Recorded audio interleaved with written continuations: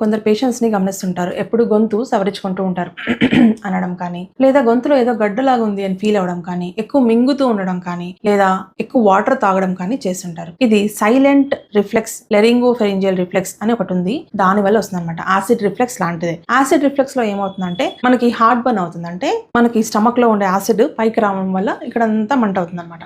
కానీ లెరింగోఫెరింజియల్ రిఫ్లెక్స్ లో మోస్ట్లీ ఏమవుతుందంటే ఈ స్టమక్ లో ఉండే యాసిడ్స్ దాని వేపర్ థ్రోట్ కి రావడం వల్ల ఎప్పుడు ఏదో గరగర ఉండడము, గొంతులో ఏదో గడ్డ ఉన్నట్లు ఉండడము ఇలా జరగచ్చు. ఇలా ఎందుకు అవుతుందంటే కొందరిలో ఈ థ్రోట్ లైనింగ్ ఉంటది కదండి, ఈ థ్రోట్ లోపల ఉండే లైనింగ్ మన ఈసోఫేజస్ అంటే ఫుడ్ పైప్ ఉంటది కనెక్షన్, అంటే థ్రోట్ కి స్టమక్ కి ఉండే కనెక్షన్ ఉన్న లైనింగ్ కంటే చాలా సెన్సిటివ్. దానివల్ల ఆ గ్యాస్ లాంటి వేపర్ వచ్చినప్పుడు ఆ థ్రోట్ ఇరిటేట్ అవ్వడం వల్ల ఏదో ఉంది ఫీలింగ్ అని అంటూ ఉంటారు. దీనికి ఇంకో కారణం ఉంది. ఈ వేపరే కాదు, పెప్సిన్ అని ఒక డైజెస్టివ్ ఎంజైమ్ ఉంది స్టమక్ లో, మన ఫుడ్ డైజెషన్ కి హెల్ప్ అవుతుంది. అది కూడా ఒక్కొక్కసారి పైకి వస్తుంటుంది అనమాట.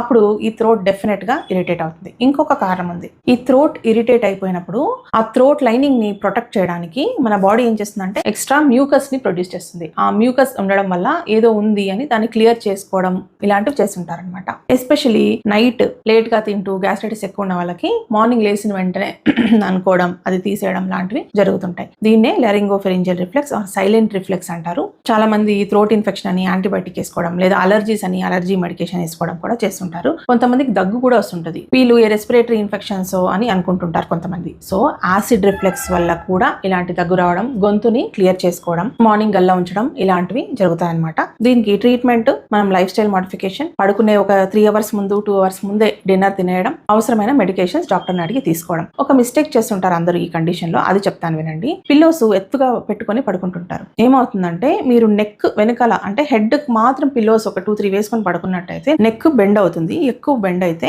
అబ్డామిన్ మీద ప్రెషర్ ఇంకొంచెం పెరుగుతుంది. దానివల్ల యాసిడ్ రిఫ్లెక్స్ ఇంకా ఎక్కువ అవుతుంది. సో మీరు ఏం చేయాలంటే మీరు పడుకున్నా కూడా స్లాంటింగ్ గా ఉండేటట్లు చూసుకోవాలి. వెడ్జ్ పిల్లోస్ అని దొరుకుతాయి, అవి యూజ్ చేయొచ్చు. లేదా హెడ్ అండ్ ఎలివేషన్ ఆప్షన్ ఉంటే మీ బెడ్ కి హెడ్ అండ్ ఎలివేషన్ కూడా చేసుకోవచ్చు అనమాట.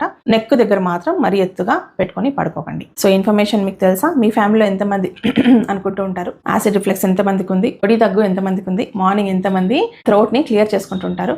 కామెంట్ సెక్షన్ లో మెన్షన్ చేయండి. అందరికీ ఈ వీడియో షేర్ చేయండి. మీ డాక్టర్ చైతన్య.